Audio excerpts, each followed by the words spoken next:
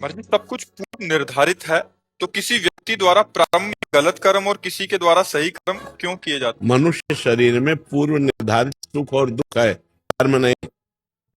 कर्म निर्धारित नहीं है।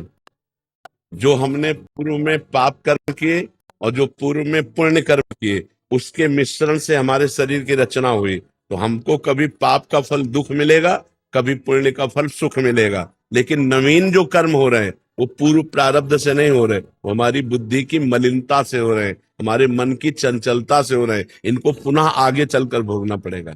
समझ पा रहे हो? कर्म हमारे पूर्व की प्रेरणा से नहीं हो रहे, फल पूर्व की प्रेरणा से आ रहा है। जैसे आपने बहुत पढ़ाई लिखाई की, बहुत मेहनत की, लेकिन आपका पूर्व पाप बहुत अधिक है, आपकी नौकरी नहीं लगने देगा, आपका व्यापार सफल नहीं होने देगा, आपको घुटने टिकवा देगा, हर विपत्ति दुख। तब आप कहोगे मैं तो इतनी मेहनत करता हूं। कर्म आपने बहुत अच्छे किए अभी, लेकिन पूर्व का पाप आपका बहुत बलवान, इसलिए आपको उठने नहीं दे रहा। और कुछ ऐसे हैं जिनके ज्यादा दिमाग भी नहीं है, जो ज्यादा प्रयत्न भी नहीं कर रहे और पाप आचरण भी कर रहे हैं, लेकिन उनकी उन्नति होती चली जा रही है। वो पूर्व का पुण्य उनका साथ दे रहा है, अभी का कर्म आगे उनको भोगना पड़ेगा। जो पूर्व का पुण्य है वो उनका उत्थान कर रहा है। बात समझ पा रहे हो?